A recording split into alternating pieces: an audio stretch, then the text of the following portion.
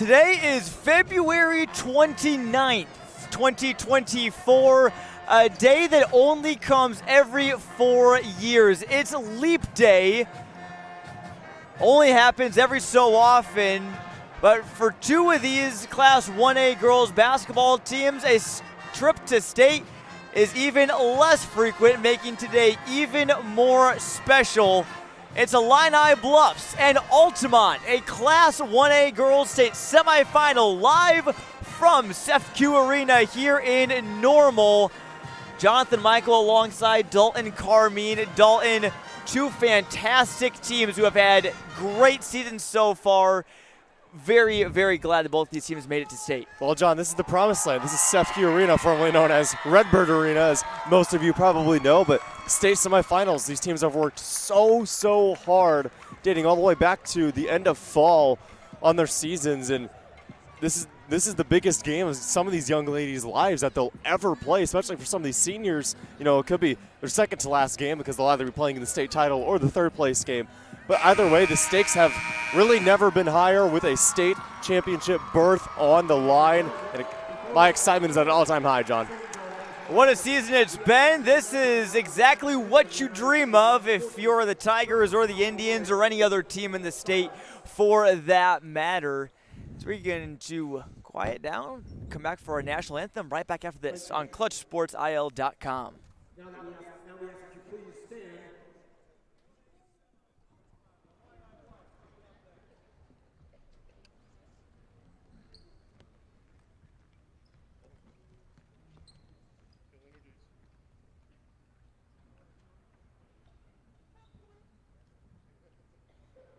Ladies and gentlemen, we ask that you please stand and join our guest soloist, Melody McGluian, a senior at Lake Zurich High School, in the singing of our national anthem.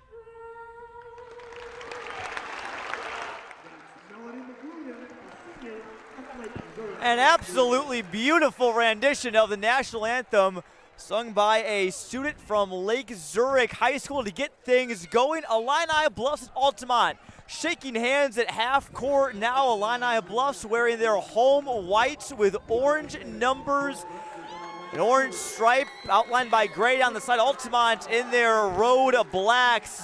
Dalton, I think it's pretty safe to say a team that is orange will win this game. Whether or not who it will be is almost a coin flip. Yeah, the red and white of the Redbird Arena here, CEFCU Arena, kind of clashing with the orange and black of, well, both sides, both student sections, which are absolutely incredible. I mean, just looking up there, they're completely full, and this is a 1A semifinal matchup, but they're taking full advantage of getting a day off of school and showing up here to CEFCU Arena to support their ladies. I think that the towns of Altamont and then for Illini Bluffs, all the towns of Glassford, Mapleton, Kingston, Mines, probably all shut down today because the entire town is here. You look at Illini Bluffs student section there right behind us.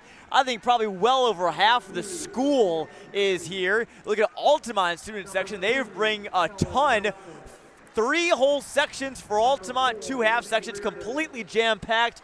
Look at Illini Bluffs. They've brought the same amount of fans right behind us as well. These are 2 communities that love their girls basketball and have been very happy with what they've seen so far this season. It's exactly what you want to see. This is what IHSA sports are all about. You know, like I said at the top of the broadcast, this is the promised land. This is where you want to get all season long. And now that they're here, seeing the fans and the students take full advantage of it is just extremely heartwarming. You know, I came from a 1A school myself, but it's just a great thing to see. In a 1A school, the community's tighter, everybody's closer. All these girls, they probably know each other's parents, probably know each other's siblings, and they're about to battle it out here on the hardwood today. Really looking forward to it, John. Altamont starting lineup being introduced right now. Their starting 5 starts with Grace Nelson. You'll be hearing her name a lot today, folks. The 5'10" guard, averaging nearly 30 points per game. She'll be joined by Peyton Osteen, Claire Bame, Bree Grunlow, and Kylie Osteen as well, I believe. Illini Bluffs out of the Inter-County Conference, 7-0 in conference play, 31-4 overall. Their starting 5. Brunna Davis, a 5'9" senior guard. Addie Clark, a 5'10" senior forward. Annabelle Reimer. Now they're being introduced, actually. Pardon there. The starters for Illini Bluffs. Take 2. Lilia Lakoviak. That's where things start for Illini Bluffs, a 5'10" senior forward. Annabelle Fortin, a 5'6" senior guard. Reese Cruitt, a 6' senior forward. Brooke Buchan, a 5'6" senior guard. And joining them will be Marissa Robertson, the 5'10" senior guard. Dalton, there was the non-starters that were being introduced before us, and it's good to get all those players introduced, give them their time in the spotlight, because every player on the roster, both of these teams have earned this here today. Yeah, absolutely. And look at Illini Bluffs. You know, they only go 9 deep now. It's a really good 9 deep. It's why they find themselves here in the state semifinals. But yeah, everybody deserves recognition. Every player, you know, whether you average, you know, you play the entire game or you average 1 minute, 1 point a game, every player on both these teams has played some kind of part. And that's what you need if you're going to compete for a state title in a 1A IHSA girls matchup. You have to have every team contributing in some way, shape, or form, and both of these teams really subscribe to that theory. Certainly, as again, Illini Bluffs, their crowd comes to life.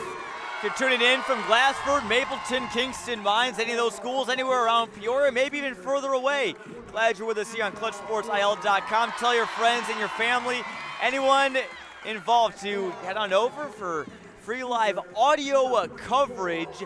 Looking at Illini Bluffs this season, Dalton, look at their road here. Big wins in their regional, 60-25 over Rushville Industry, 54-31 over Mendon Unity. 2 very good teams. They played at the Bushnell Prairie City Sectional. They beat Andawan 53-46, Abington Avon 44-37 before beating top-ranked Galena, the #1 team in Class 1A, back on Monday in Brimfield. Those last 2 games really stand out to me, John. That the sectional championship against Abington Avon, or A-Town for short. Abington Avon beat Illini Bluffs earlier in the season. They're one of their 4 losses. And then Galena came into that game with a 37-1 record. They were ranked #1 in 1A all season long, literally from the opening tip-off of the season. And Illini Bluffs got it done, John. They certainly did. Real quick, tail of the tape as we're ready to tip things off. Illini Bluffs averaging just a shade over 50 points a game. They allow just barely over 30. Defense, a big key for the Tigers. Altamont, though, can put the ball in the bucket. They average over 60 points a game, allowing 48. So big key, Dalton, today is going to be how will the IB defense match up with Altamont's offense and Grace Nelson, a player who's nearly scored 1,000 points in just this season. Well, we are ready to go. The drums are being beat. The student sections are clapping on their feet. They're ready to go. Let's play some basketball. The tip-off is away. Altamont wins it. It will be their ball to start here in the first quarter. They go left to right. 3-ball right away from Grace Nelson is off the mark. Rebounded by Robertson. There you go. Robertson clears the defensive glass. When you're playing a team that has Grace Nelson on it, you cannot be giving up extra offensive possessions, and a nice strong rebound to start the game there for Robertson. Grace Nelson was named a first-team All-Stater just yesterday. Pass taken away on the other end by Bree Grunlow, the sophomore for Altamont. They have a couple of important sophomores on their team, as do Illini Bluffs. Both teams have done some good things without having a ton of seniors, as here's Nelson with it. She's being guarded tightly. Back over, here's Peyton Osteen, one of two sisters, her and Kylie Osteen. 3-ball on the way from Peyton is off the mark and rebounded by Lily Lakoviak. Here she comes in transition. 1-on-3 break, going right to left, driving in with the left hand, kicking into the corner. And she finds Buchan. Now here's a 3-ball, it's good. Annabelle Fortin. Annabelle Fortin coming off of a performance where she had 3 3-pointers into this in the super sectional game. Off to a hot start here. Illini Bluffs on top early. Fortin, a big, important player. Altamont's shot there from Kylie Osteen is no good. Indians have missed their first 3 shots. They were winners of the Dietrich Regional, the Moweaqua Central A&M Sectional, and then they beat Cissna Park in the Super Sectional back on Monday. Here's Illini Bluffs with it still. Robertson kicks it over to Fortin. Now it's Lakoviak. She's being guarded by Kylie Osteen, who usually guards the other team's best player, but Lakoviak too much there, puts it in with a little floater from the paint. Lakoviak been too much for pretty much every defense ever the entire season long. The second team All-Stater looking to put her mark on this one early. Hot start for Illini Bluffs. Altamont still looking for their first score. Here's Grunlow, the 5'4" guard who they call the little bulldog. 3 balls on the way from Nelson. That one came from deep. And Nelson being guarded tightly by Brooke Buchan there. And Coach Belleville calls Brooke Buchan, the 5'6" senior, his best defender and guards the other team's best player. But that was well beyond the 3-point line for Nelson. Not much Buchan could even do about that as Nelson switches it through. 5-3 Tiger lead, approaching 5.5 to play. Lakoviak drives in. Some contact, but no whistle. Kicks it over. Now it's Lakoviak in the corner. Shot fakes and drives it on the baseline. Little mid-range floater is too strong off the back rim. You'll take that if you're the Tigers. Nice move by Lakoviak getting that open baseline jumper. She'll make that 9 times out of 10. Here's Nelson. Nelson, you got fouled on the way up. She'll shoot 2. Grace Nelson, this is where she's going to be playing college basketball. Dalton and ISU commit, so she'll finish out her high school career here and then come right back for the next couple of years as a Redbird. Better get used to playing in this red and white arena as she looks for points number 989 and 990 on her season. There was 989 as her first free throw is good. Her 12th point today will be her 1,000th of the season. She scored well over 2,500 in her career. Second free throw is good, and we're all knotted up at 5. 5:15 to go here in the first quarter. Glad you're with us for free live audio coverage on ClutchSportsIL.com.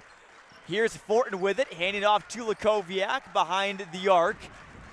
Hands over to Marissa Robertson, 5'10" senior. Back to Lakoviak. Nice spin move, lost it, picks it back up. Interesting to see Grace Nelson guarding Lakoviak. I can't say I was expecting that going into this one. That Lakoviak-Nelson matchup, Dalton, might be, so it could end up down the stretch being a one-on-one battle of who's stronger. Maybe, though, some players on the bench could play some big roles. We talked about that earlier as Lakoviak drives in, but she traveled back to Altamont. 4:37 to go here in the first. Yeah, Nelson getting the better of that matchup there. This might, I'm not too familiar with every team here at Redbird Arena for the state semifinals, but this is probably the best one-on-one matchup you will find in any matchup here from CEFCU. Lakoviak was named a second-team AP All-Stater yesterday. Here's Nelson kicking back over to Claire Boehm in the corner for 3, rimming out. Good rebound there from Brooke Buchan, who averages just over 2 a game. She brings it up here. Buchan not exactly, the top scorer for Coach Jim Belleville's squad, but Buchan will grab those long rebounds, get out in transition, and already spoken a little bit on her defense. She's done a solid job on Nelson so far. Lakoviak driving in, got stripped, but it goes in the hands of Robertson. Fortin for three, top of the key, rattles home. Sharp shooter, John. She is an absolute sharp shooter. Moment not too big in the early going for Annabelle Fortin, the senior. Deep way ball from Nelson, shot that one from Carlock. Here's Buchan now with the board. Illini Bluffs has gotten 2 threes from Annabelle Fortin and a floater from Lily Lakoviak. Fortin scored 20 points in their sectional title game. Big contributions from her. She's got it now in the corner. Kicks it over. Robertson, her 3 ball is good. Just nothing you can do if you're Altamont playing good on-ball defense. That time they lost Robertson. Now a couple times they've lost Fortin.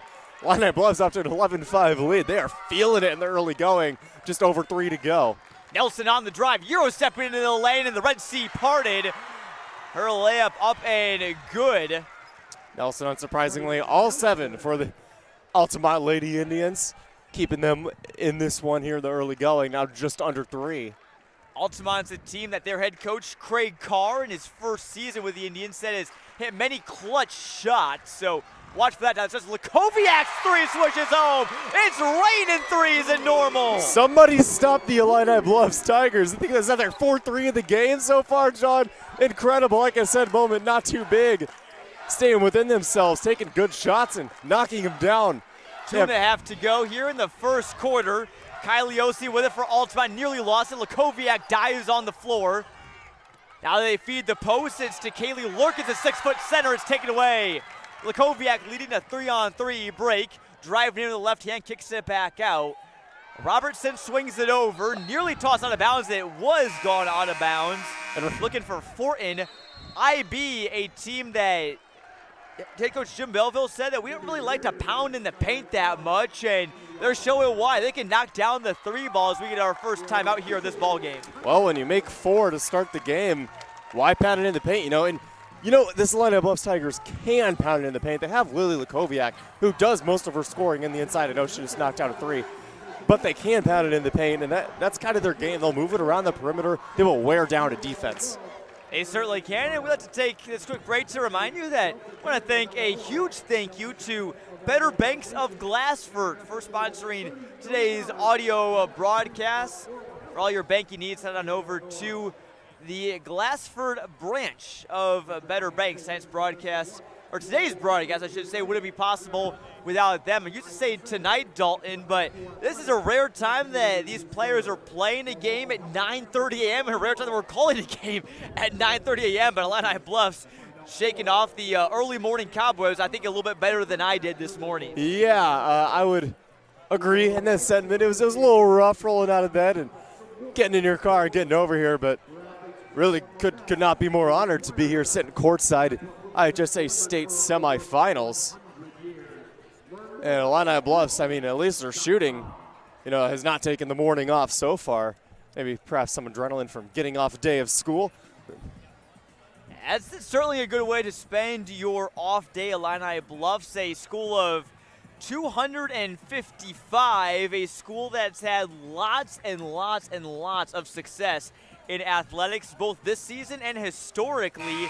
Illini Bluffs is looking for their 14th, well, they will get their 14th state trophy in school history. It's just a matter of what place it will be. They reached the state title game in softball the last 4 years, won 2 state titles, and the Tigers have 3 players on their team that have won a state title on the softball diamond as well. Boys basketball, meanwhile, won their sectional semifinal. They're looking to make it to state as well next week down in Champaign. Just stellar stuff from a 1A school with 255 students, getting just an absolute slew of athletes to go to that school. Here's Nelson with a 3.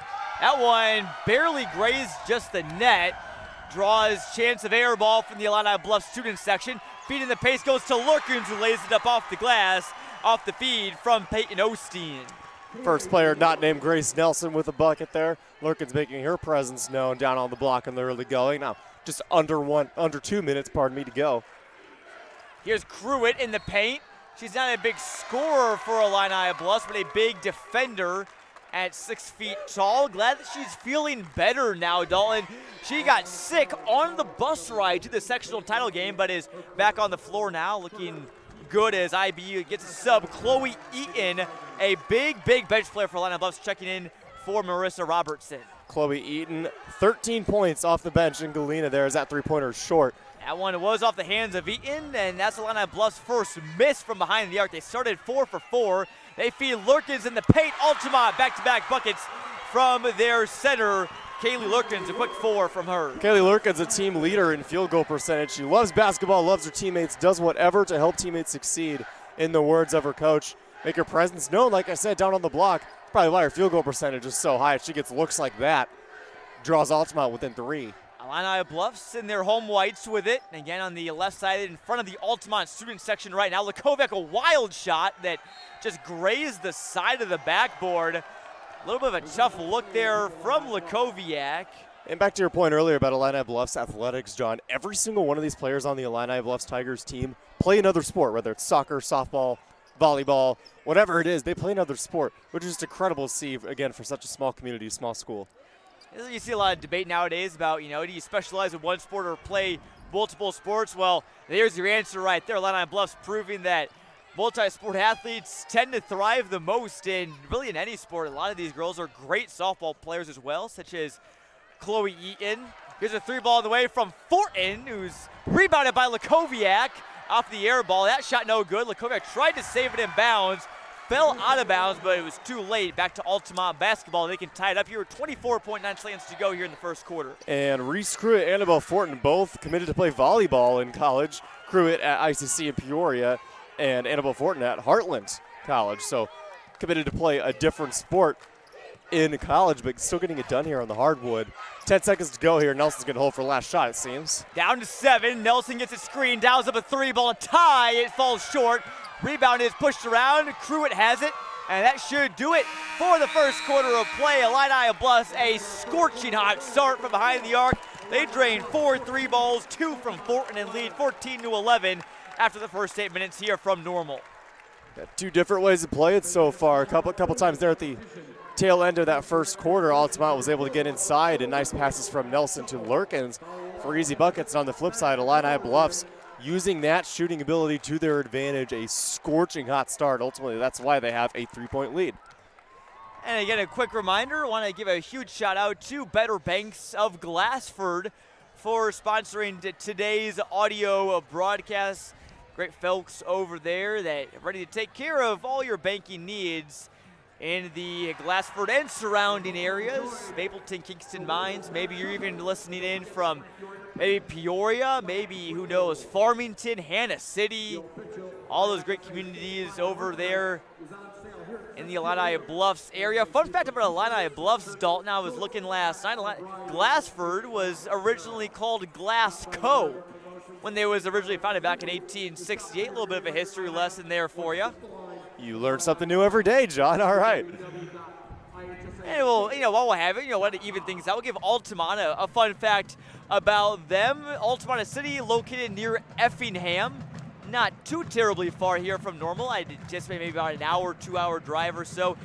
Altamont gets its town name from a hodgepodge of 2 Latin words. Alta meaning altitude, mont meaning mound. So I guess there was some sort of high mound near Altamont that when the city developers were laying it out back in the 1800s, like, hey, there's a high mound over there. Let's call it Altamont. So that's how you get the Indians' nickname. Indians making their second trip to state. Their only previous trip was back in 1981. Dalton, we talked about how rare it is, even more rare than Leap Day, that these teams get to make it to state. And for Altamont, it's been a long time coming. Yeah, 1981, there wasn't even a third-place game. They got here, and unfortunately, it took a loss to El Dorado. Don't ask me where El Dorado is, John, or if it still exists. Because down south, I know it. I don't have the slightest clue, but that's the last time that these Lady Indians were in this position. And for Illini Bluffs, a lot more recent, but it's still over a decade ago, 2012, there was a third-place game, but they lost in the semifinals to Cowden Herrick. Were able to salvage that third-place game, taking down the Bobcats of Leroy. And funny to bring up Leroy, Dalton. That's who Illini Bluffs played in the state softball semifinals this past spring. I should say last spring. if IB were to win or lose, it doesn't matter. They could face Peru St. Bede tomorrow, who takes on Oakville in the other state semifinal right after this one. Illini Bluffs and St. Bede. Kind of an underlying storyline there, and with St. Bede, it won't be easy. They will have to defeat the defending champion Oakville Rockets after this game. Thornton makes it look easy going into the lane, though. Her layup, though, is a bit too strong. Here's Nelson going 1-on-3. She is so speedy. Goes up the court, draws a charge. It's Lakoviak. She screams in celebration. Huge play there for Illini Bluffs, and I bet head coach Jim Belleville's got to be loving that. He probably told her to do that, if we're being honest, because Grace Nelson, when she gets that ball on the defensive end, she just gets this look on her face like she's going to go to the rack. Almost looks like she's about to rise up there and throw it down, but Lakoviak just outside of the charge arc, setting her feet, taking contact from the aggressive Nelson, ball back to the Tigers. I love it, John. Lakoviak, who comes in averaging 19.5 points per game. Jim Belleville said that she's an underrated defender, and that's part of the reason why they are drawing that big charge. IB has led for the entirety of this one, in case you're just tuning in. Cruitt feeding out to Chloe Eaton. Now it's Fortin swinging over to Buchan behind the arc. She's being guarded by Claire Bame. Here's Cruitt driving the post, or rather Eaton. Now it's back to Lakoviak, guarded by Grace Nelson. This one-on-one matchup is one to watch, and Nelson reached in, drawing Altamont's first foul. That's second personal on Nelson there after she committed the charge on the other end. So potential storyline to pay attention to. She usually stays out of foul trouble, stays within herself, doesn't get too aggressive, but that is 2 fouls here. 7:08 to go in the second quarter. Not exactly what you want to see if you're a fan of Lady Indians. Three ball on the way from Eaton is also short. She likes that corner three, but it's tipped around, and Illini Bluffs still has it. Kicks out Eaton. A deep two is also short. She's at least been consistent in her shots. We'll get a tie-up, and the possession arrow favors Altamont. A nice job by Cruitt there to not go up, because she probably would have gotten that shot blocked there in the paint, but she took her time and found Eaton there for that long, too. Unfortunately, couldn't go, but just want to give a shout-out to Cruitt for that high IQ on that one.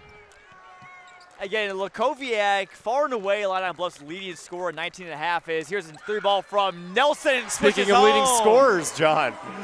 Tie ball game here, 6:40 to go here in the second quarter after a three ball from Nelson, who's got 10. She's sitting at 998 points alone just this season now. Here's Lakoviak. Again, but talk about Illini Bluffs. Lakoviak far and away their biggest scorer. Fortin's three ball is short. Tigers cool out from behind the arc, but even though that, not as many players score in double figures, she's the only one in double figures. Lakoviak is. A lot of these other Tigers players make the big plays needed. As an air ball there from Peyton Osteen. You don't see that too often from her. Good three-point shooter, and it'll be Illini Bluffs basketball. And the Illini Bluffs student section letting her know that she missed everything. And she's a great shooter. Our coach said it in his interview. She can not step out there and knock it down. Maybe the nerves getting to her in the early going in a tie game here. 6:08 left to go in the second quarter. Love to know what's going through these players' minds. I'm sure maybe one of us will ask about it after in the post-game press conference about playing the biggest game of your life at 9:30 a.m. That's got to be quite the feeling. I'm sure these players couldn't sleep much the night before, so maybe it worked out for them. Here's Fortin, or rather, now it's down to Cruitt. Loose ball in the paint, fought for it. Illini Bluffs. It's a tie-up, and they had the arrow. So now the arrow will switch back to the Indians. Tigers still looking for their first bucket here in the second quarter. They've gotten 6 points from Annabelle Fortin and 5 from Lakoviak. The ICC commit, play for Carrie Redeker and the JUCO Power, the Cougars. Here's Lakoviak, guarded by Osteen. Her three ball just rims out. Illini Bluffs going to that three ball well, and it's drying up just a bit for them. Altamont can take the lead as here's Nelson being guarded by Fortin. Gets a screen from Lurkins. Nice screen. Nice roll from Lurkins, who's too strong off the backboard, rebounded by Lakoviak. Right idea from Lurkins. Her and Nelson have that pick and roll down pat. Carl Below, John Stockton-esque. Lurkins went up strong, just unfortunately a bit too strong as that one clanged off the rim. Here's Fortin in the far corner, feeding Lakoviak. And she stepped out of bounds. She was going to go for the reverse layup and had an open look, but just wasn't aware of where her feet were, and a turnover for IB. Had the right idea there. Saw her make a couple of those reverse layups in their last game against Galena Pirates, but fortunately, foot just stepped on that red line. IB shooting 4 for 9 from behind the arc, just 1 for 7 from 2-point range. Altamont shooting 5 for 14, good for 36% at the moment. 2 for 10 from behind the arc. As here's a drive from Clara Bame, shot off the attachment and brought in by Lakoviak. Now it's up to Marissa Robertson. Fantastic transition defense there from the Lady Indians, not letting Robertson get out ahead of the defense. Here's Buchan with it. Now they're going to let her shoot it if she wants to. She doesn't. Buchan shoots 23% from behind the arc. Now a drive from Robertson with the right hand. Back to Lakoviak. Hops, stops at the free throw line and sinks it. Smooth as silk. Lily Lakoviak, the second team All-Stater, setting her feet and drilling that one from the elbow. 4:08 to go here in the second. Drive in by Nelson. A tough shot off the backboard. Got it to go. If anyone can hit that shot in traffic, it's Nelson, as now she's hit 1,000 this season. Congratulations to Grace Nelson. A historic season, obviously. And she did it on a classic mid-range shot that she might be the only person in this entire venue that could make that shot. And she does. To get to 4 digits, incredible. Lakoviak, a tough look and a charge drawn on the other end. Looks like that was one of the Osteens, I believe. Or no, that was Clara Bame who drew the charge. So both teams even at 1 charge drawn. We'll get a timeout here with 3:42 to go. All tied up at 16. Dalton, and going back to Grace Nelson, she tore her ACL mid-season last year. Also, her freshman year was her COVID year. If you figure if COVID didn't happen, which I'm sure a lot of people would have preferred that, and also if Nelson did tear her ACL, she's already at well over 2,500 points. She'd maybe be knocking on the door of maybe a top 10 scoring mark all time in Illinois if those two things didn't happen. So it's amazing what she's done, given that she hasn't played as many games as a typical high school basketball player would. Yeah, it's not crazy to say that she would eclipse maybe 3,000, maybe 3,500. I mean, Grace also could do just about anything. But yeah, as you said, hardly any games freshman year just due to COVID, or pardon me, was that sophomore year or freshman year? Freshman year, yeah. This is the last crop of COVID kids, That's everybody. That's right. Grace Nelson also missed 18 games, which is about half your season after she unfortunately blew her ACL, but still her senior year coming back and better than ever. The ISU commit, team leader in points, team leader in rebounds, team leader in assists, free throw percentage, scores just under 50% of the team's points, a first-team All-Stater. I mean, is there anything she can't do, John? Because I'm running out of things on my list here. Certainly not. Again, averaging just over 6 rebounds a game, over 3 assists per game. Scored 34 in their sectional, and then also put up the same amount in their super sectional win as well. She's got 12 here in the first half. Illini Bluffs has led throughout. In case you're just tuning in, IHSA Class 1A state semifinal winner moves on to the state title game tomorrow at 11 a.m. if I'm not mistaken. Loser will play the third place game later tonight against the loser of Peru St. Bede and Oakville. Packed house here at CEFCU Arena. A couple fans sitting in the upper deck. Obviously, a couple sections being roped off for Peru St. Bede's fans. They're filing in, starting to see some green. Some Oakville fans as well in blue and orange starting to file into CEFCU Arena, formerly known as Redbird Arena. Many people still call it that, but Illini Bluffs and Altamont, lots and lots of orange in the crowd. And the student section has been bringing the energy as the Tigers student section claps to life. Lurkin's layup on the other end is good for Altamont. She gives Indians their first lead. How about Lurkins with 6 points off the bench, John? How about it? Another good look from one of her teammates. Gets her an easy layup. She's really using that size and that IQ. She's just a sophomore, John. And using that size and the IQ to get some easy buckets inside and give the Lady Indians their first lead. Here's Fortin. Near the Redbird logo. Back over to Buchan. Lakoviak guarded a little bit more tightly than her teammates. Peyton Osteen drawing the assignment. Kicks it back out to Fortin. Now back over to the other side with Buchan. Fortin now standing near the neck of the Redbird at half court. Here's Buchan. High post, gives over to Lakoviak. Step spin, Step back, jumper is no good. Nice rebound by Grace Nelson. She's driving up the floor, slows things down. Right in front of Illini Bluffs bench. Back over to Peyton Osteen, who feeds Lurkins. Nice ball movement from the Indians, and Lurkins has got 8. What a find. I believe that was Peyton Osteen on the assist. A little touch pass there down to the block. Again to Lurkins. I sound like a broken record. That's just because Kaylee Lurkins is having herself a whale of a ball game. This is the time you want to do it. 6-0 run in the last 140, but it's broken immediately by a three-pointer from Brooke Buchan. They've been giving her the open three-point looks all game. She finally decides to take one and absolutely drills it. Maybe that can get her confidence going. Tough shot off the glass, rebounded by Illini Bluffs. They can take the lead back. Buchan, again, you said only a 23% three-point shooter, but this is what makes a team like Illini Bluffs so special is you get those things that, maybe doesn't seem probable on paper to happen, but they just knock down big shots. Players like Buchan, Reese Cruitt, Marissa Robertson, shot rims out from Lakoviak. As now here's Nelson again, no numbers, 1-on-4, she'll slow things down. Fortin's done a pretty good job of trying to keep her in front of her. Nelson, a deep three ball and drains it. That is pretty, John. Oh my goodness, I believe she's up to 13 already. She's got 13 of Altamont's 23. She got 15. 15, pardon me, 15. And Lurkins has most of the other points for Altamont, but they'll take it. They boast a 23-19 lead, just over a minute to go in the first half. Nelson and Lurkins are the only players to score for Altamont. Nelson's got 15, Lurkins with 8. We're going to foul on the floor by the Indians with 59 seconds to go. Not many fouls in this ball game. Dalton, again, Nelson is playing with those 2 fouls. If you're Illini Bluffs, you'd really like to saddle her with 3 before the halftime break. Yep, that's first one on Peyton Osteen. And really no big deal. I don't think any team is going to be in foul trouble as we end this first half. Looks like timeout on the floor. Looks like that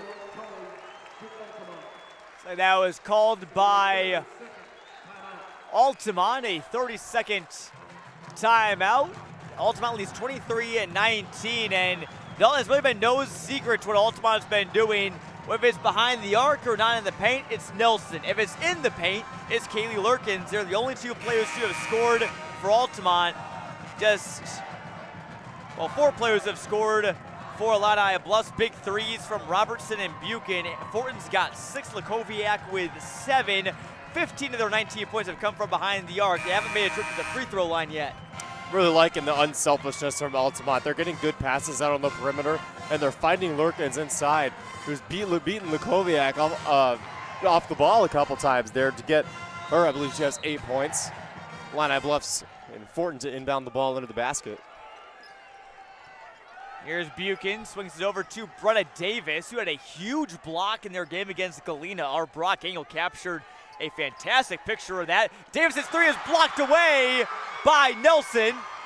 She pushes it up the court. Cruitt trying to avoid the foul in transition and does. Altamont basketball, 37 seconds to go. Nelson with it.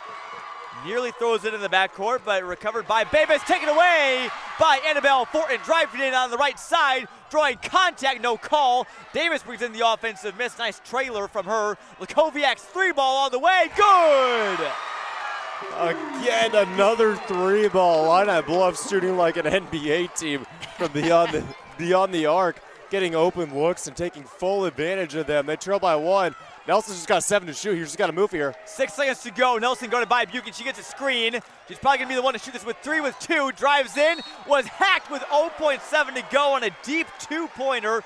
Jim Belleville claims that his players were innocent there, but Nelson tightly guarded, drove into a double team, and got it up to go with 0.7 seconds to go.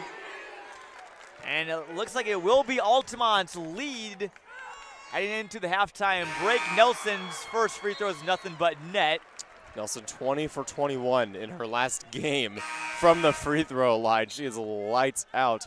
That's unbelievable. Hopefully I didn't just jinx her, John. Now I'm going to feel bad if she somehow misses this next one.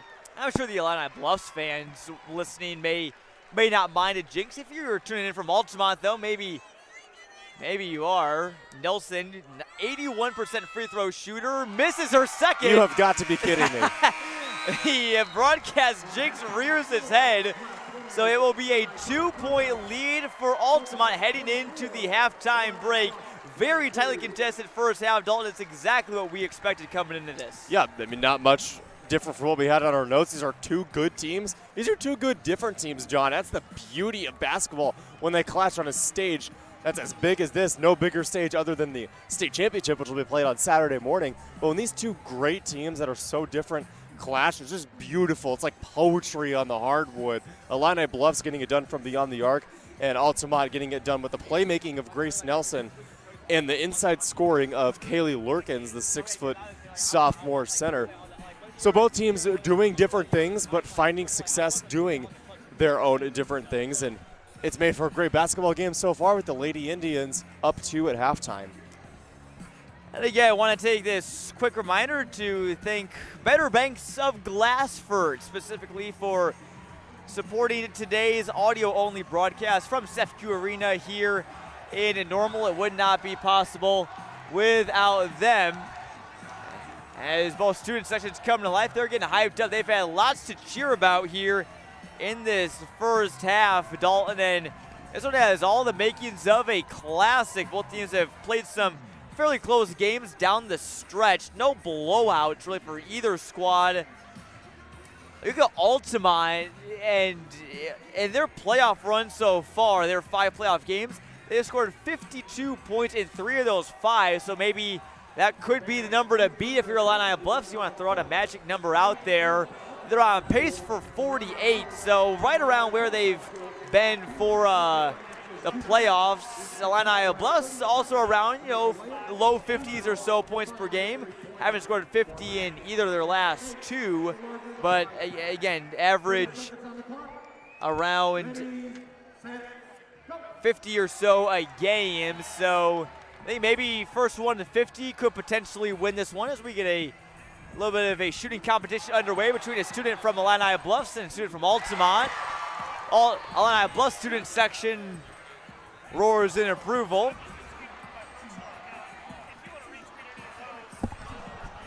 Student from Illini Bluffs, I think he'd be a little bit inspired by the 3-point shooting of his team so far, as he's the first one out to the 3-point line. The Altamont student hasn't even made the free throw yet. This is peak comedy here from CEFCU Arena. One of them's got to go in at some point. Illini Bluffs student did make a free throw. The 3-pointer. The bank is open. The bank is open, John. What do you know? We talked about Illini Bluffs just breeds athletes. They breed success. And it's true even in the halftime shooting competition as well. That'll fire up the Tigers student section as well. Both towns, you figure that the entire town is here. If you're not many local businesses, probably maybe in business, maybe even a couple are shut down today. And maybe if you are working from one of those local businesses today, I hope your day is going well. We're super glad you're with us here on Clutch Sports Media. Altamont leading 24-22 at the halftime break. And Dalton, again, for Altamont, all of their points have come from Kaylee Lurkins and Grace Nelson. So if you're Illini Bluffs, you figure if you can contain at least one of them, things may bode well for you in the second half and maybe try and find someone else to beat you. Yeah, for Illini Bluffs, I mean, cut off Grace Nelson's passing lanes, because it's kind of been what it's been for her. She's been getting to the spots she wants to, and she's put up and made some tough shots, especially from beyond 3-point line. She's made some deep ones. She's drawn fouls, made a couple contested bank shots in the paint or around the paint. But I think if you cut off her passing lanes and maybe put a bigger Lakoviak or somebody on her, make Grace Nelson go at you and make her take those tough shots, because yes, she's incredible. She'll make some of them, but I think that's better than giving her open passing lanes to her teammates, specifically the sophomore Kaylee Lurkins, who has a lot of points here in the first half. Lurkins, I believe, as we'll double check here, 4 for 4 from the field, or 4 for 5 from the field, to go with a rebound as well. And we mentioned that one-on-one matchup, Lakoviak versus Nelson. That's the heavyweight battle here in CEFCU Arena. Lakoviak's got 10 points at the half, 4 for 9. She's done a little bit of it all, as we've been accustomed to seeing from her. Knocked down some 3 balls, gotten into the paint as well. Outside of her, hasn't been many shots from the post from Illini Bluffs, but Lakoviak has been pretty dynamic as we've been accustomed to seeing from her this season. Yeah, Lakoviak, I mean, she gets it done in the paint, and nobody else really needs to get it done in the paint aside from obviously rebounding. It's just kind of Coach Billville's squad. That's how they play the game of basketball. But when you have 10 points, most of them coming in the paint or around it from Lakoviak, and you can get Buchan to knock down a 3, Annabelle Fortin to knock down 2 threes, and Marissa Robertson, I believe she actually started the game, to knock down a 3. Well, that's a winning recipe. That's why they find themselves here in CEFCU Arena. As we move through halftime, let's take a look at a little bit of the stat comparison. Dalton Carmine here alongside Jonathan Michael. That's me in the booth with you for CSM. Altamont shooting 45% to Illini Bluffs 35%. Reason why Illini Bluffs has made it that close is because they've knocked down more threes. They're 6 for 12 from behind the arc. Altamont 3 for 11. All 3 of those threes coming from Grace Nelson. From the free throw line, Altamont's 3 for 4. Illini Bluffs has not been to the line yet. Anything stand out to you, Dalton, in terms of both teams shooting the ball? Well, when you shoot 50% from beyond three-point line, that's going to stand out to me in a IHSA State Semifinal girls matchup. I mean, you shoot 50%, your coach Jim Belleville, absolutely, you'll take that. I know that's kind of, we've talked about throughout the broadcast, that's kind of their game, but I don't even think he was expecting them to shoot this well. And then Altamont, not shocking, Grace Nelson. Everything about her stat line and everything about her entire season stands out. She's missed a handful of times, but she's not scared to shoot the ball. She's got 4 rebounds, which is pretty solid, diving in there and grabbing them. She's played, I believe, the whole game, if I'm not mistaken. Yep, played all 16 minutes. Only player on Altamont to do that. 3 players on Illini Bluffs have played all 16 minutes so far. That's been Lakoviak, Fortin, and Buchan. Lakoviak's 10 points and 7 boards. Annabelle Fortin's got 6 points on 2 3-balls. She's 2 for 4 from behind the arc. She's got a rebound and an assist. Reese Cruitt with a rebound and an assist in the first half. No shot attempts from her. Brooke Buchan, just 1 shot attempted, but it was that big 3-ball to sort of stop that Altamont run. It was a 6-0 run, and Buchan stopped it with that 3-ball. She's also got 2 rebounds, 2 assists as well. Marissa Robertson, 3 points and 1 of 2 from the field. She's also got 2 boards and 3 assists. So, Buchan and Robertson, those 2 players that are really doing it all for Illini Bluffs as well off the bench. Makes you wonder if Coach Jim Belleville is going to tell Brooke Buchan to shoot another 3 if Altamont decides to leave her open. She's had open looks all game long. Has only shot 1 and she drilled it. So maybe a talking point in that locker room. But for both teams from an offensive standpoint, maybe, if it ain't broke, don't fix it. It's been working pretty well. 24-22 is your score. So I don't think there's too much to change right now from the offensive side, but both sides defensively have some room for improvement, as every basketball team does, I'm sure. That's what wins you basketball games, especially late in the year like we are here. The 3rd to last day of the IHSA girls basketball season, state title on Saturday, the 3rd place game. Loser of this one will play later tonight. Looking real quick to finish off, looking at the stats, Illini Bluffs out-rebounding Altamont 16-11. They've gotten 5 offensive boards, so nice job with the Tigers on that. They have 3 second chance points to Altamont's 2. Altamont, though, has 8 bench points, all of those obviously coming from Lurkins. Altamont 10 points in the paint to Illini Bluffs' 2 as well. Altamont has 2 blocks. Illini Bluffs doesn't have 1 yet. Illini Bluffs leading in steals and assists, though.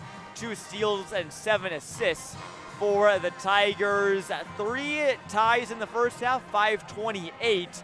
Well, the total time the ball game was tied. Just 1 lead change so far, and that's when Altamont grabbed that lead after that little run. And Illini Bluffs has led this ball game for 7 minutes. Altamont led for 3, so we'll see if the Tigers can get it back quickly.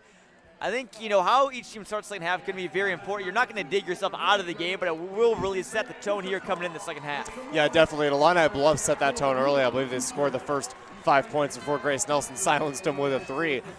I think either team, whoever comes out with more firepower, more energy, better ball movement, taking care of the ball, because we've seen all throughout the playoffs and games these teams have played, their opposition has shot themselves in the foot multiple times with turnovers. So you got to take care of the ball, of course, and whichever team comes out with more firepower to start the second half, I think it's going to be in prime position to play on Saturday morning for a state title. Over there in the far right corner, Jim Belleville doing his TV interviews. Some fun facts about Jim Belleville, Dalton. You may have, if you're listening from home, you may have seen on our social media feeds on Twitter and maybe Instagram as well. He wears some really spiffy looking shoes in orange and black. I believe they're they might be Nike Air Force Ones, if I'm not mistaken. Not sure the exact brand of it. I'm not a sneakerhead, but in orange and black, had them custom made. They look really sharp. Make sure that the way his pants are tailored that you can see his shoes, and on the back of them he has "Believe" written on them as in sort of a nod to the popular TV series Ted Lasso. How about that? You big Ted Lasso fan, Dalton, at all? Not really, just maybe a little bit before my time, but Coach Jim Belleville, fourth-year coach of this Illini Bluffs squad. Interesting guy and just a really, really down-to-earth, very nice guy who really keeps it real in his interviews, talking to media and whatever. He was a baseball player in college. He played at Illinois College in Jacksonville, Illinois, and wanted to be a baseball coach. That was kind of his thing, but he got a teaching job where it was required that he coaches a team in grade school, and he decided to coach the girls' 7th and 8th grade basketball team and fell in love with it, and eventually the athletic director of Illini Bluffs stepped down from the girls basketball head coach job to focus on her athletic directing duties, and Jim Belleville stepped up, and he has had tons of success, 78-35 overall in his career. Just lots to be said about Jim Belleville and what he means to the school of Illini Bluffs, to the town and neighboring towns of Glassford. Certainly, and this year's senior group for Illini Bluffs of Buchan, Pruitt, Fortin, Robertson, Davis, Lakoviak. It's a very special group for him because, again, he was a junior high coach up until 5 or so years ago. And so this is his last crop of seniors that will have played for him all the way from junior high up until their senior year, all the way up through high school. And so, this is exactly how you want to end that run, and it's not surprising to see them make it this far, but just because of just the connection that they have with their coach, he knows them, the players know him pretty well. So, again, just good bonds all around in Illini Bluffs huddle as they take the final one, as does Altamont, before we get started in the second half of action. Altamont head coach Craig Carr in his first year. He's been coaching for a long time at other schools and made a couple other stops, but he recently retired and took over after Altamont's head coach stepped down, and he is a former athletic director at Newton High School, who Altamont is, I believe, conference mates with, or if not, then they played each other, I know, at least once or twice this year. Yeah, Coach Carr, an Illinois State alum, so he's a little bit familiar with this area. Can't imagine how exciting it is for him to get his team down south to make the trip up north here to CEFCU Arena, play at his alma mater for a state semifinal and eventually a potential opportunity to play in the state final. Both teams about ready to break their huddles here. Illini Bluffs jumped the gun a little bit early, referee telling them to stay back here for a couple more seconds. There's Anthony to get back on the floor. What can I say? Can't blame him. Second half, your season is on the line. It's time to lock in. Don't care if you're out on the floor or you're not going to play at all, or your assistant coach, manager, whatever. It is time to lock in. State championship berth on the line. One of these teams will be playing at 11 a.m. on Saturday at this same spot against either the defending champion Oakville Rockets or the Peru St. Bede. I believe they're the Lady Bruins, but correct me if I'm wrong. Yep. So one of those teams, two of these teams will match up in that state championship. Going to be a good game no matter what the matchup is. You look at Illini Bluffs huddle as they finally break it. They're enjoying this moment. Lily Lakoviak just took a long look into the stands, a big smile on her face. Saw Reese Pruitt laugh. These Tigers are having the time of their lives, and this is just so cool, Dalton, because I guarantee this, I'm sure maybe, whichever team wins, then I think the best day of their life may be Saturday, but this so far, probably one of the best, most memorable days of either of these teams' lives as we're getting set to go here, ready for the third quarter. It's Altamont basketball. They work it around. Here's Bree Grunlow in the corner. Now it's Kylie Osteen in front of their own bench and student section. So friendly territory, shooting the rest of the way. Nelson drives in, had some contact and still finished it. Altamont leads by 4. Biggest lead of the game for the Altamont Lady Indians, coming out with some firepower.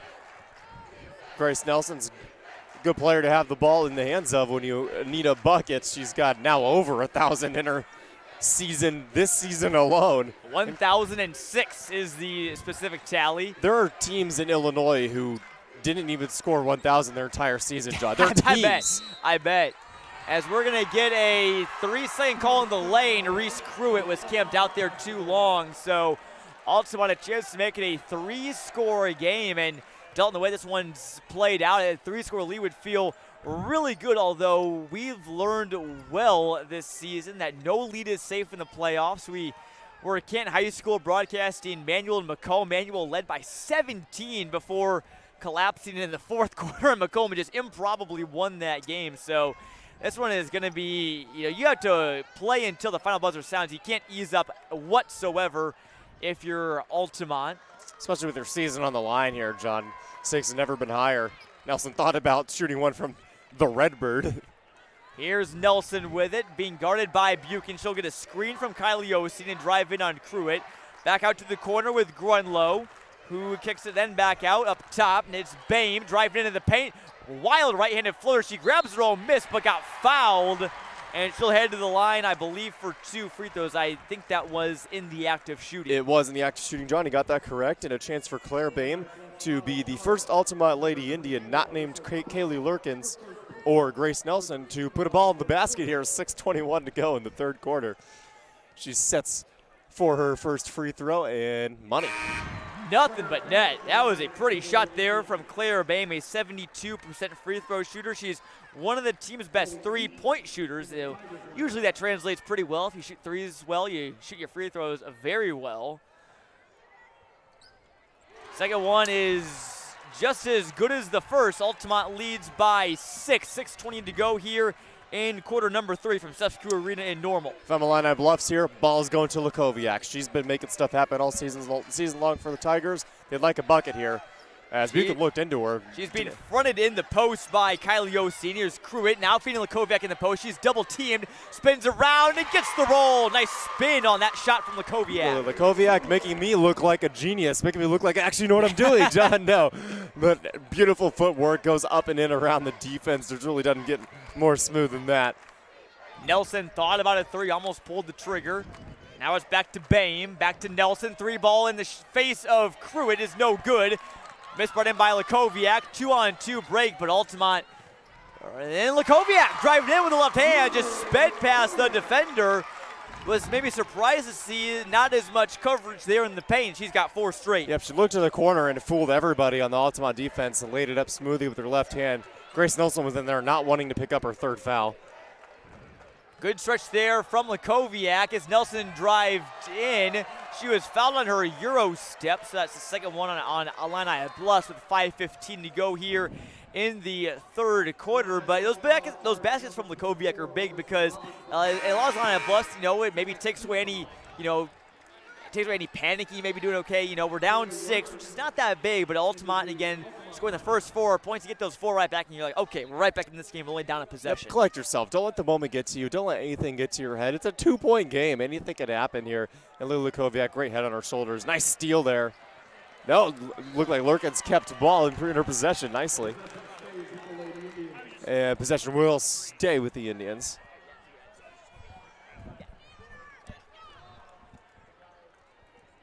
It'll be Altamont to inbound. Now there's Nelson with it. She's got some nice looking orange shoes with a yellow Nike swoosh on them. It's Volt yellow. As here's Lurkins now giving it to Kylie Osteen. Hasn't scored yet today. Nearly taken away by Buchan, but it bounced off of Nelson's leg. Back to Illini Bluffs with 4:51 to go here. Altamont 2 straight turnovers. There you go, Illini Bluffs wreaking a little havoc, causing some troubles there for Nelson out there as Nelson couldn't grab it and hold on to it. And Tigers with the chance to tie the game or take the lead. We know they can shoot the 3 ball, John. Three ball would be big. They've knocked down 6 in the first half. Lakoviak driving baseline, triple team, finds a wide open Fortin, and an air ball right in front of the Illini Bluffs students section. That shot looked good from Fortin, and she can certainly shoot it, just no dice that time, as here's Nelson now guarded by Robertson. Drives in, but had it stripped, but Lurkins has it, kicks it out to an open Osteen in the corner. She drives baseline, blocked from behind by Cruitt. Still Altamont basketball, a tough shot from Bame, who got knocked down well after the shot happened. In transition, here's Marissa Robertson. Through the wickets, ball loose on the floor. We're gonna get a tie-up, and the Illini Bluffs has a possession arrow. What a stretch there, Dalton. And that was Chloe Eaton, rather, coming from behind on the block there, number 12. Yes, it was. But defense leading to offense there. It didn't translate to a basket because they didn't end up losing the ball, but a tie-up and they retain possession, still with a chance to tie, and still with a chance to take the lead. Just over 4 minutes to go in the third quarter. This one's been a classic so far. Tell your friends and family, anyone interested, to get to CSM for this one. Lakoviak turns around in the paint, off the backboard and in. So smooth. Lakoviak again making her presence known, just sidestepping, kind of bailing off to that right side, keeping her composure and banking it in. A 6-0 run from Lakoviak herself has got Illini Bluffs back to a tie ball game. Under 4 minutes to play now here in Normal. And Lakoviak just trails Nelson by 2 points for the game lead in points. Lakoviak 16, Nelson I believe 18, as there's a foul. That one's going to go on Eaton, I believe. I believe it will indeed. Again, Grace Nelson still sitting at 2 fouls. She hasn't picked up her third yet, as we'll get a quick break for the TV timeout. Obviously, we'll stay right here on ClutchSportsIL.com. Want to thank Better Banks and Glassford right there on your screen for supporting today's broadcast and making it possible. Fine folks over there ready to help you with all of your banking needs, whatever they may be. Better Banks in Glassford, proud sponsor of Clutch Sports Media. As Altamont has missed their last 4 field goals. Dalton, great defense by the Tigers. We talked about, Lakoviak, a good force in helping them get back to a tie ball game, but their defense really locked in as well, forcing some turnovers here in the second half. Only 1 turnover on the stat sheet, but they've made it really tough for them a couple times. Yeah, that's what was talked about over halftime there, John. Cutting off Grace Nelson's passing lanes and making her shoot over you, and especially if you can get Lakoviak on her. Lakoviak's bigger than Nelson, so making her shoot over Lakoviak would probably work in the Tigers' favor. Overall, from the defensive side, I mean, aside from maybe the start of this half, Jim Belleville's got to be pretty happy there, and he doesn't look too angry over there in his bright orange shoes. He talks to his team. Those are some sharp-looking kicks, I gotta say. Look at the Altamont, Dalton, a little bit hot and cold for them. They've made 5 of 6 shots from midway through the second quarter up until the first shot of this second half. They missed their first 3 coming into that 5 for 6 stretch. Then they've missed their last 4, so they've been a little hot and cold. Illini Bluffs at one point missed 9 shots in a row, but have made 4 of their last 5. Look at Altamont. It's been sort of symbolic of their season.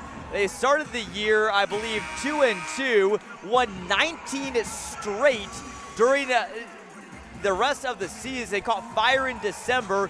Then they lost 4 of their last 5 heading into the playoffs. Now have won, obviously, their last 5 to make it here. Yeah, it's not how you start. It's how you finish, John. It's basketball is a game of runs. Your season is a game of runs, and Altamont plays into that. Their offense caught fire as they won the Robinson Holidays Hoopla tourney, and they played 3 teams that made it to sectional finals as well throughout their season, beating Robinson, a very good team. Robinson's playing for a state semifinal later today, actually, against Teutopolis, the Wooden Shoes.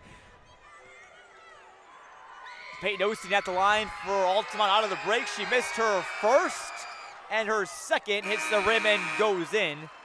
So that'll give the Indians a small advantage.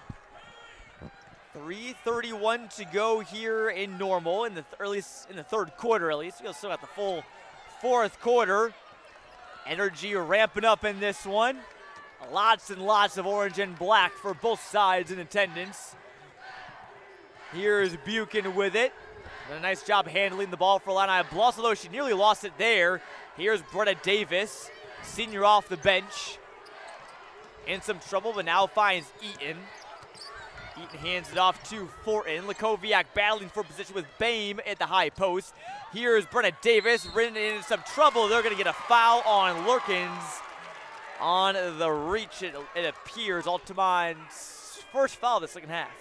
Yeah, I can't really blame Lurkins there for going at her on the baseline. It was good defense. Fortunately, just too much contact. The much bigger Lurkins hitting Davis, much to the dismay of the Altamont faithful. Here's Fortin in the corner. Back over to Buchan. Lakoviak running up to the high post. Davis was ready to set a screen, but Buchan didn't take it.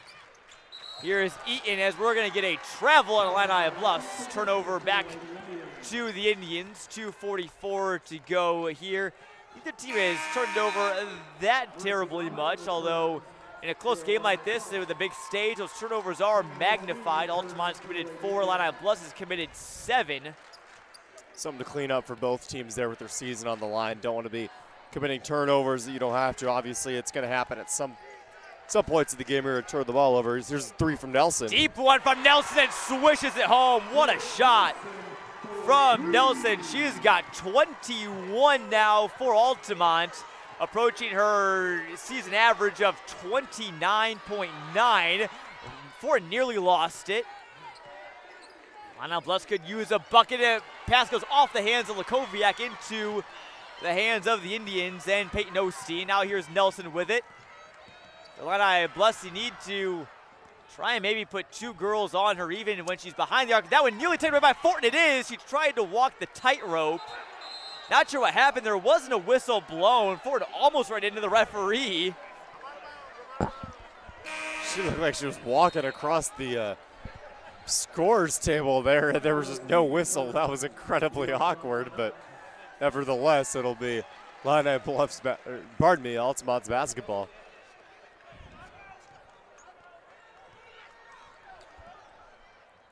So updated is the third quarter, rather than not the second quarter. Apologize for that. 1:48 to go. 3 ball in the way from Nelson's no good. Fortin lost the rebound at 6 with Altamont. And a loose ball. Davis hits the deck with a tie-up. It will stay with the Indians. Altamont multiple attempts here at a bucket here. Almost turned the ball over, and then jump ball luckily is going to stay in their possession as they send Peyton Osteen to inbound the ball under the basket. Grace Nelson being hounded by Buchan. Kick out. Nelson thought about a 3. Now she shoots off to the right.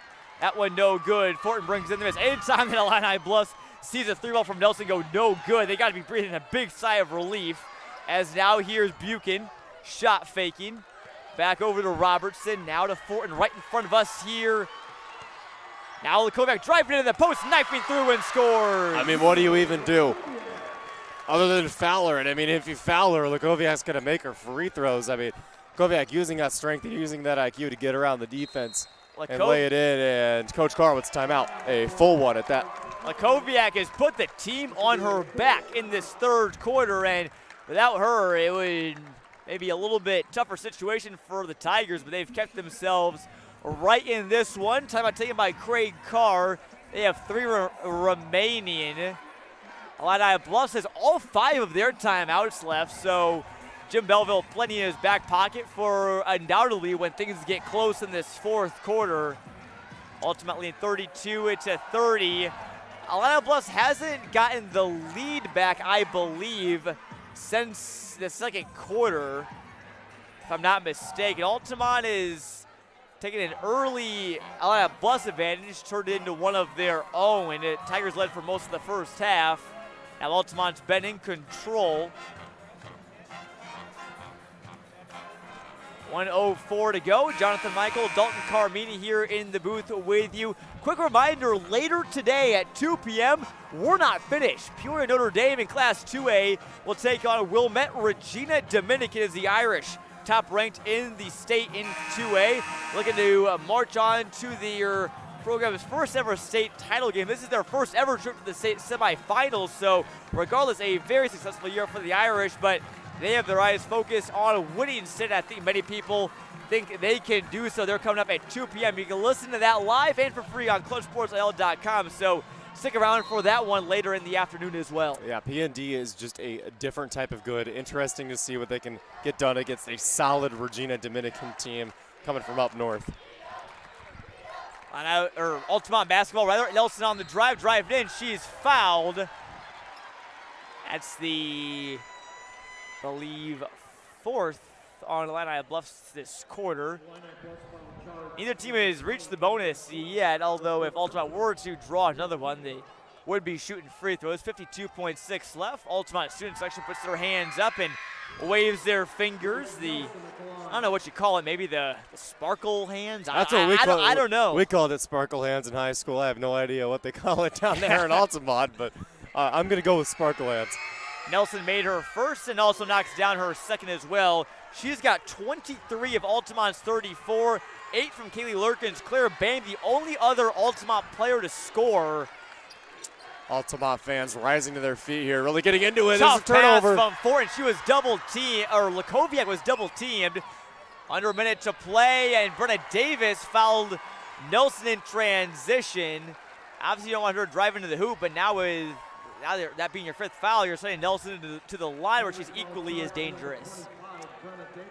Yeah, Nelson, I'm not going to comment on her free throw shooting because that did not work out last time. She unfortunately got her with the announcer's earlier in jinx. the end of the first half. In case you're just tuning in, Nelson knocks down her first on the doorstep of 25. It looks like for a while that Illini Bluffs might be able to hold her to under her average. She was on pace to score under 29, but now she has scored, I believe she scored all of their points in this 3rd quarter, if I'm not mistaken. I'll have to double check that. Second free throw is good from Grace Nelson. It's a 6-point Altamont advantage here, 34 seconds to go. Claire Bain, the senior, did have those 2 free throws, I believe, at the beginning of the 3rd quarter, or maybe that was the end of the 2nd quarter. If my memory serves me correctly, it was in the 3rd quarter, but yeah, other than that, I mean, it's been all Grace Nelson.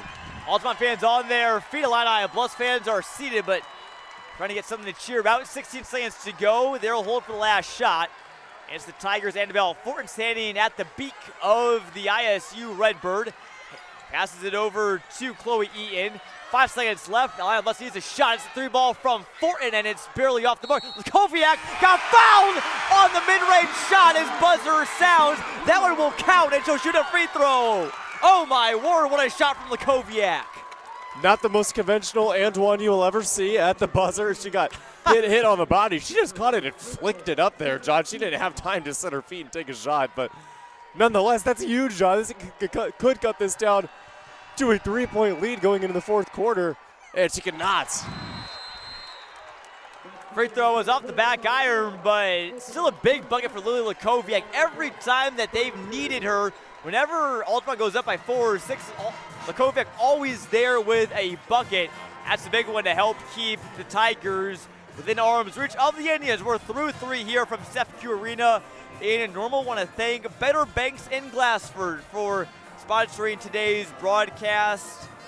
Better Banks, proud sponsor of CS7. They're ready to help you with all of your banking needs. If all of you in the Glassford, Mapleton, Kingston Mines area, and the surrounding other cities as well, I really appreciate them for their support of today's broadcast. As again, Dalton that 3rd quarter really showed that one-on-one battle between Nelson and Lakoviak. It was almost exclusively them scoring the basketball. Talked about it near the top of the broadcast. It's probably the best one-on-one matchup you will see in any state semifinal game, ranging from this game, the first one of 1A, all the way to Friday night, where the last game of 4A will be played. But I mean, Lakoviak and Nelson, just so far and away the best players on their teams and the best players in their areas, I would argue. And it's been awesome to see that dogfight go down all over the court at all times throughout this game. Illini Bluffs went hot in the first half from behind the arc. They were 6 for 12. Only shot 2 3-balls in that 3rd quarter and missed both of them. Lakoviak tripped to the free throw line. Was their first trip to the line so far today. Altamont, meanwhile, has gone to the line 12 times and made 10 of them. Lots of them came in that 3rd quarter. Illini Bluffs out shooting Altamont 43 to 39%. But again, those free throws, a big difference maker right now. Tigers out rebounding the Indians, but they've made some good things happen off of turnovers as well. Altamont has. Yeah, absolutely. Points off turnovers, 11 to 3 is the margin. So Altamont really getting those steals, getting out in transition. Easy to do when you have Grace Nelson on your team, but making right decisions in transition, not panicking, turning the ball right back over, and that's a big margin in a game as close as this. 11 to 3 points off turnovers. Certainly, as Lily Lakoviak scored all 10 of Illini Bluffs points in that quarter, went 5 for 5 from the field. Grace Nelson had 9 in that quarter for Altamont. Peyton Osteen had 1, so talked about there's only 3 Altamont players to score. Forgot about Peyton Osteen's free throws, so that makes it 4. And Bame's free throws were also in that third quarter as well. Dalton, so you were correct. Memory a little bit better than mine.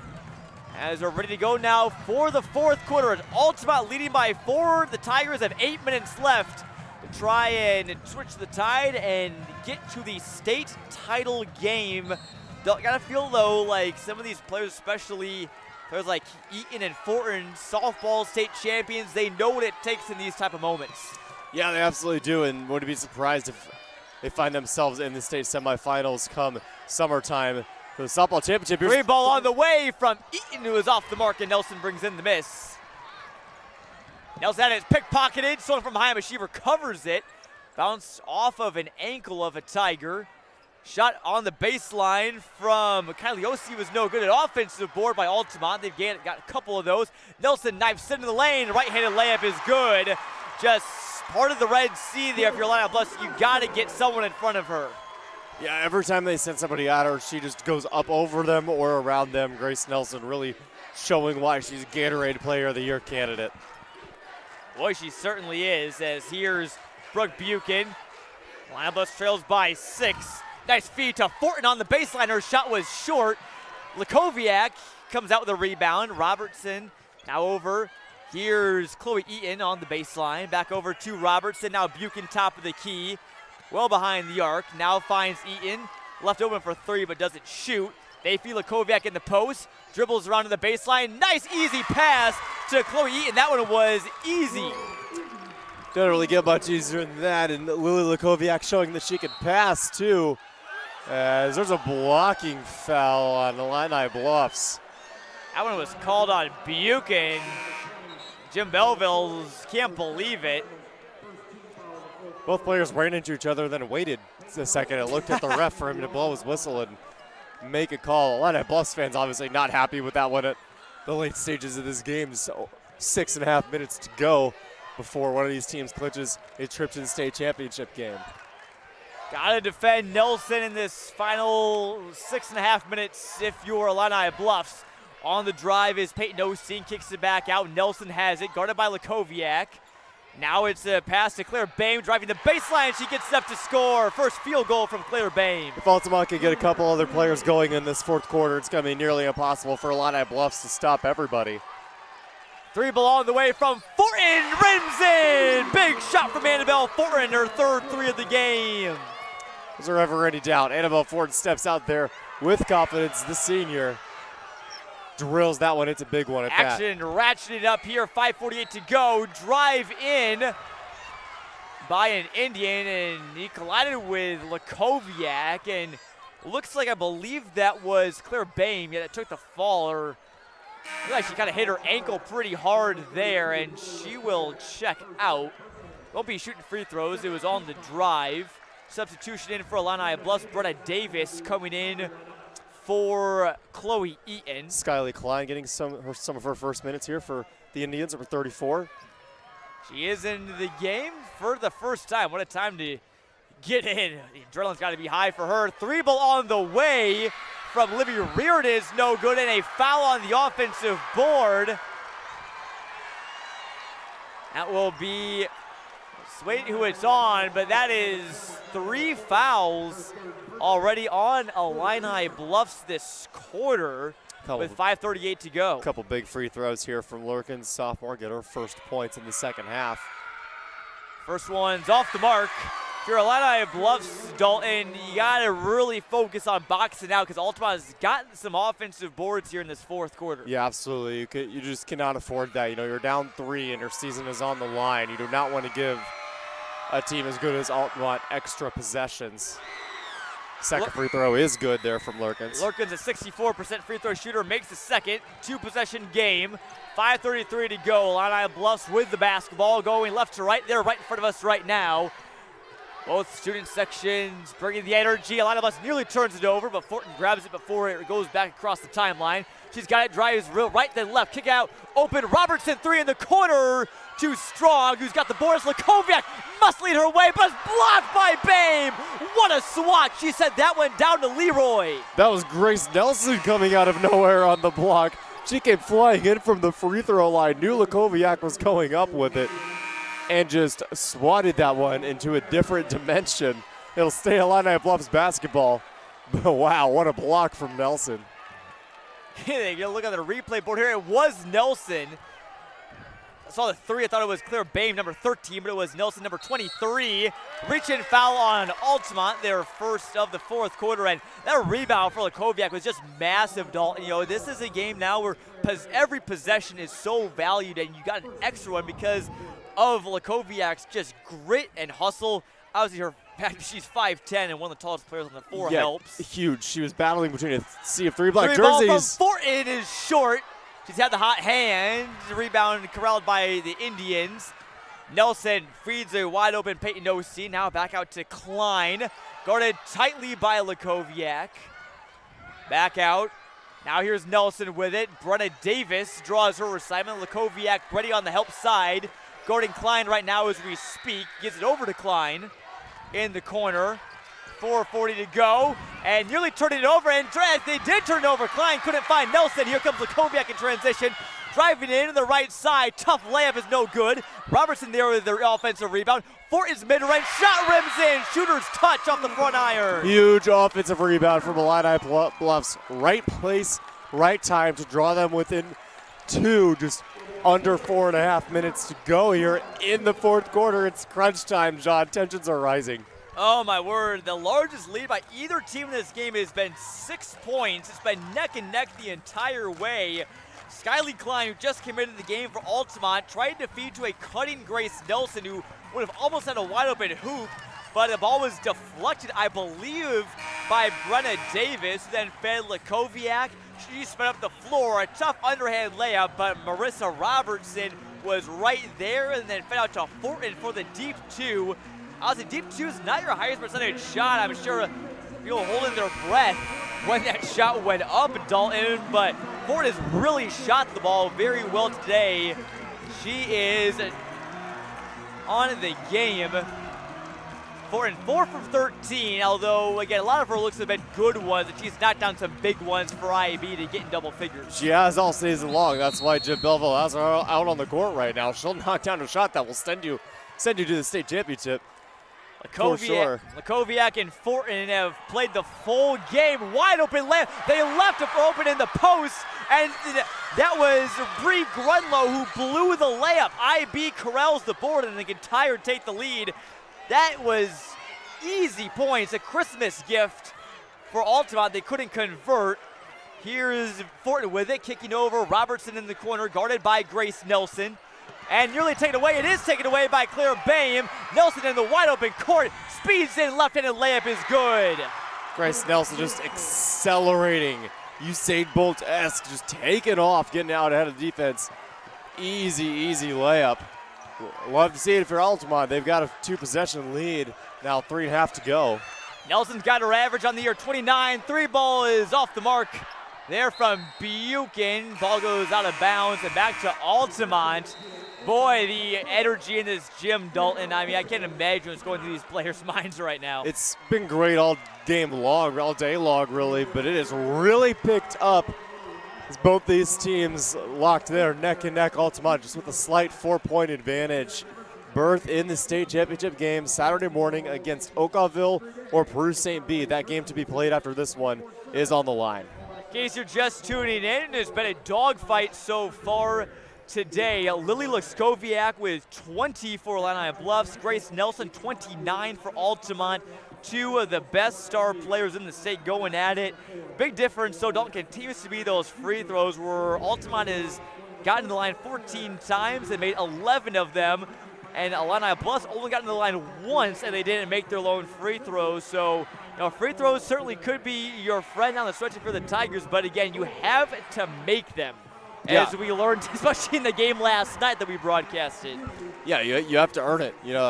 As we mentioned, that epic collapse of Peoria Manual taking on Macomb from the western part of the state. Did not make their free throws, and that's why they blew a 17-point lead, and that's why their season is over. If you're Illini Bluffs, you don't want to repeat that or anything close to it. You're gonna, especially if you're Lily Lukowiak, you're gonna get fouled at some point coming down the stretch here. It's free points. Yeah, you got to earn them, but they're technically free points. Cannot leave those lines at the charity stripe. Definitely can. Both of these teams have played very well in the clutch. Should make for an exciting finish. 3:31 to go here from Normal. That's something that Craig Carr, head coach of the Indians, talked about. He says that we just hit some clutch shots this year. Whenever we need one, we'll get one. And, no absolute nail biters from Altamont. A 10-point win over Salt Fork for the sectional title, an 8-point win over Sisseton Park. Obviously, neither of us were at those games. Maybe those were closer than the final score appeared, but both these teams can play well down the stretch. Illini Bluffs and Galena, which I believe you were at, Dalton. Illini Bluffs had a survival late charge from the Pirates, so their medal was certainly tested. Galena was storming back there, looking like the #1 team in the land, but Illini Bluffs responded extremely well, especially on the defensive end. Nearly getting a turnover. They got to get it across the line. That's a 10-second call. Great press from Brooke Buchan and Annabelle Fortin, the two responsible for it. Huge play from the Tigers defense. Said it near the top of the broadcast. Again, Brooke Buchan, probably the best defender on this Illini Bluffs team, showing it off there, getting her team the ball back in a huge spot. And that was Nelson who they trapped, their star player. Chance for IB to get within one or two. Fortin thought about a three, feeds Cruitt. I don't believe she's shot one today. Here's back out, Fortin on the drive with some aggressiveness, and she got hacked on the way up. She'll shoot two. Nice job by Fortin doing just what we had talked about, getting aggressive, put your head down, get into the rack. Yep, she got that ball, and nobody was going to stop her. She put her head down, full head of steam, sidestepped the defense, almost had an and one, but she's a solid free throw shooter. She'll take her two from the line for sure. Fortin went 10 for 10. Well, she missed her first. Can't say broadcaster's jinx now, but she went 10 for 10 from the line in the sectional title game. She's an 84% shooter. Again, needs to knock down the second one to make it a one-score game with 3:01 to go. And that was also off the mark from Annabelle Fortin. Wow. Just got done talking about it. Can't be leaving those points at the charity stripe. Tough double team there from the Tigers. They're doubling Nelson every chance. They get taken away by Lukowiak as they tried to feed Lurkins at the post. Lukowiak goes behind the back, driving on the left side, puts it up and in. Huge bucket from the senior. Coast to coast from Lily Lukowiak. Terrence Shannon Jr.-esque if you watch a little bit of Illinois basketball. Incredible stuff. And there's going to be a foul of the Tigers. That's going to be their fourth of the fourth quarter, so now you got to be careful. Any foul now will send the Indians to the line. Robertson will check out of the game for IB. What a play from Lukowiak. She's so good finishing. She drew some contact there in traffic and still was able to get it up to go. Even when it looks like she has absolutely no angle at even hitting the rim, she's able to somehow spin the ball in a way I've hardly ever seen before. She gets it to go over and over again. That's why she's a second-team All-Stater. Crunch time in Normal, cross-court pass. Now it's Lurkins at the post, double teamed, and she got the foul to go. She jumps up in the air in celebration. Cruitt had the defense, and another player was down there to double team, and it looked like a tough shot from Lurkins, but she somehow got it to fall and a chance for one more. How about an and one the other way, and probably the biggest shot of the game for any player from either side. Kaylee Lurkins continuing her career day, and what a day to have it, John. Incredible. Lurkins' free throw is no good. Rebound brought in by Cruitt. Still a 4-point game here in Normal with 2:12 to go. Illini Bluffs with the ball. Here's Lukowiak. She got fouled and she shot it. Almost made the bank shot from the high post. That's IQ there from Lakoviak, realizing she has the much smaller Claire Bame on her. And going to the rack, stepping back, taking a nice shot. Didn't quite get it to go, but again, she'll take the 2 free throws as long as she can make them. Be 2 for the Tigers. What's big for them is they need to get a stop. Altamont is converted the last couple times down the floor. First one hits the front rim and goes in for Lakoviak. She's got 21, exceeded her average of 19.5. Team leader in many categories this year. Second one is off the back iron, rebounded by Lurkins. It's a 3-point game, so Illini Bluffs has left some opportunities on the table. They're 1 for 5 from the stripe tonight, or today. Good Takeaway team. though, ball's on the floor, Fortin picks it up, gives it to Lakowiak, it's still on the floor, she gets it across, finds it open, Brenna Davis. Now the Tigers can breathe a little bit more deep, 1:48 to go. Trailing by 3 is Davis in the corner, back out to Brooke Buchan. Here's Fortin with it, guarded by Kylie Osteen. Tough pass to Lakoviak, who can't finish. Pruitt there for the bucket. What a time for her first score. It's within 1 for IB. Pruitt emerges from the shadows, right place, right time. A huge bucket. It's a 1-point game. 1-point game, 1:23 to go. Altamont basketball. Nelson's floater. She traveled before she got it off. Chance for IB to take the lead with 1:20. Coach Craig Carr can't believe him. I think that's the right call. She chopped her feet and then went into the Euro step looking move. Costly turnover. Illini Bluffs trails by 1, just over a minute to go. What a stretch.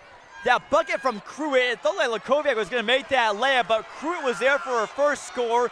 Then they forced Nelson to a travel, and Illini Bluffs could take the lead approaching 1 minute to go. Here's Ian Fortin. 3 for the corner is no good. Brenna Davis brings in the miss. Still IB basketball. She kicks it back out. Here's a shot for the mid-range. It's good. Chloe Eaton. Clutch. Chloe knocks it down. How about Chloe Eaton off the bench? Makes her presence known the last game. Yeah, there's a whistle. I'm not quite sure what happened there. There's a foul on Illini Bluffs. Grace Nelson walking towards the line, so Altamont can get it right back. Chloe Eaton, what a shot. Scored 13 off the bench, like you said, against Galena. Just very confident looking shot there, and room to operate and knocked it down. Nelson at the line knocks down her first free throw. She's now got 30 on the day. Don't think there's any doubt who's going to be touching the basketball down the stretch here. It's going to be Grace Nelson for the Indians, Lily Lakoviak for the Tigers. Second one rattles out from Nelson. We're tied up at 54. Davis with the rebound and gives it up to Fortin. And there's no shot clock, John. Illini Bluffs could hold for the last shot. I would definitely expect Coach Belleville to take a timeout at some point. 4 left, so plenty of time to draw some things up. It's Fortin handling the ball. They're just letting the clock drain. She's got Buchan to her right. She's got Eaton and Davis in front of her on the left side. Lakoviak in the near corner. 27 seconds to go. And you figure that they're probably going to call a timeout here. I'm not sure with how much left. Maybe with 10 or 15. Yeah, I would say 15 down to 18. Is probably pretty solid. Down to 16, 15. Fortin on the drive. Kicks it over to Lakoviak. Will Illini Bluffs call timeout? We got 10 left. Now they call timeout. 10.4 on the clock. Jim Belleville uses his second timeout. Illini Bluffs has a chance to win the game at the horn and punch their ticket to the state title game. Whew, take a step back, take a deep breath. This is going to be a wild finish, John. And barring a turnover, either Illini Bluffs is going to the state championship or we are going to have overtime in our first game from CEFCU Arena. A little bit of free basketball wouldn't hurt anybody. The way this game has gone, I think anybody would take some free basketball when it comes to these two incredible basketball teams. Back and forth, this game is gone. Neither team is led by 6. Illini Bluffs trailed by 6 in this fourth quarter. Huge buckets from Lily Lakoviak, a big mid-range jumper from Chloe Eaton, and a big layup off an offensive rebound from Reese Pruitt. It's players like Eaton and Pruitt again. May not light it up, but they make the buckets, they make the plays at the biggest time. And the biggest game of the season for the 31-4 Illini Bluffs Tigers. Exactly what we expected. We were expecting this one to come down to the wire, and Altamont, no stranger to the games coming down to the wire. But now they got to get it done on the defensive end if they don't want to play in this third place game tonight. as Buchan will inbound the ball for the Tigers right in front of us here at the scorers table. Right in front of us, Craig Carr for Altamont. I think they call it timeout. They'll inbound it. Here's Fortin, top of the key, driving to the left, hands it over. Here is Buchan with 3, with 2, shot for the win from Fortin, no good! We're headed to overtime. 46-all, free basketball in normal, wow! Great shot from Ford in the corner. That's an open look. I mean, what more can you ask for in that situation? Ford just rimmed out. Unfortunate for the Tigers, but I mean, fortunate for everybody in attendance, especially if you're a neutral fan. You got some free basketball, John. I'm not complaining as I sit here at the scorers table behind the mic. This has been a fantastic one so far, and Dalton, I believe this is the first game at State, boys or girls, I've been a part of that has gone to overtime. So again, it'll say fourth quarter there in our score bug, but we are in extra basketball. A good shot from Fortin. You see it on the Jumbotron, just a bit off to the left. Fortin has knocked down 3 threes in this game. 3 for 10 so far today. I don't think you mind her taking that shot. Not at all. Not at all. She's proven that she can make that. I was a little surprised the ball didn't go to Lakoviak, but again, if it's not going to be in Lakoviak's hands, and also I was paying lots of attention to her, and deservedly so. Fortin's probably your other best option. She's got 11 points tonight. Lakoviak with 21. Grace Nelson a game-high 30 for Altamont. Kaylee Lurkins with 11. Claire Bain with 4 for the Indians. And, Dalton, I'll put you on the spot here. It's going to be a key for both teams real quick heading into overtime. Altamont, I mean, just get the ball to Grace Nelson and let her work her magic. But you also got to move off the ball a lot in case she does get in trouble. The double and sometimes triple teams have worked for Illini Bluffs. So just be wary of that. And for Illini Bluffs, get that ball into Lakoviak, see what she can do down in the paint. Altamont wins the tip, so Illini Bluffs has the possession arrow. Nelson got fouled hard by Brenna Davis, who... What? Oh, no, looks like there was possibly a travel. I think they just called it out of bounds, John. It's called out of bounds. Grace Nelson was out of bounds. She got clocked. Got clobbered by Davis, but it didn't matter. So fortunate turn of events there for Illini Bluffs. They have it with 3:43 to go. First possession here of overtime. 4-minute long period. Eaton hands it off to Fortin coming along the edge. As is Lakoviak now the top of the key, guarded by Nelson. Those players combined for 51. A pass into the paint was tipped away. It looks like that was Bain fronting the post. It went off of her fingertips. Got to come down to that Lakoviak versus Nelson battle. Coach Carr immediately putting Nelson on Lakoviak, saying no more buckets for her in overtime. If we're going to get beat, it's going to be somebody else. And Altamont probably feeling the same way about Nelson. Buchan struggled getting the ball in bounds, but does. Swinging around, Davis over to Lakoviak. Driving in high post. When traffic got it to go! How many times have we seen that from Lakoviak today? Many, many times, John. The footwork again, the finishing again. She is automatic in the paint. 2-point Tiger lead. 3:08 to go. Turnover, Altamont. That's 2 steals now for the Tigers here in just overtime. They can afford to slow things down now, and now you're in control, Dalton. You don't want to give anything away at this point. No shot clock in high school basketball, even in the state semifinals. Just hold on to the ball, take your time, wait till you get a good look, and that's what it looks like Jim Belleville's barking at his team there from the sidelines. They're not going to just stand there and hold the ball, but they will try and run some clock a little bit. 2:37 to go. It's Fortin with it. She's done a nice job ball handling for the Tigers. Driving to the right hand, had it poked away by Claire Bain. It looked like for a second that ball may have bounced off of her knee. Wasn't quite sure. It all happened so quick. But Tigers retain possession. 2:31 to go. Lakoviak up to 23 points and gave the Tigers the lead. She's got it now. Been very dangerous in the post. Kicks it out. 3 ball. Eaton got it to go! Huge. Chloe Eaton showing what an integral part of this Tigers team's success is. Off the bench, a massive 3 in overtime. Nelson the other way. With some speed, gets it to go. Not wasting any time was Grace Nelson. She's cut it back to a 1-possession game. 2:07 to go here at CEFCU Arena. Winner moves on to the state title game on Saturday. Loser plays later tonight for third. Here's Fortin driving in, kicking it out, and is nearly taken away. It's going to be a jump ball tie-up, and Illini Bluffs gets the arrow. Belleville wanted a timeout to try and preserve that arrow, but didn't get it quite in time. So we'll say Tiger basketball. Illini Bluffs still has more than a few timeouts left. Yeah, I would expect Coach Jim Belleville to take that as his team leads this one by 3 points, under 2 minutes to go. Trouble inbounding. Here's Davis with it near the corner. He has it over to Buchan. She's got Peyton Osteen defending her. She's been busy today. Buchan on the drive. The layup is off the rim, no good. Eaton was there for the offensive board. Almost got the and one, but will shoot two. I think if she did get that and one, this place's roof might have just flown off and started flying towards towards Glassford. You would have heard Wow. the roar from Normal all the way back in Glassford. That's for if sure. that one went down. Eaton can make. Tigers take it though. Nice free throw there from Eaton. Illini Bluffs has struggled at the line a bit.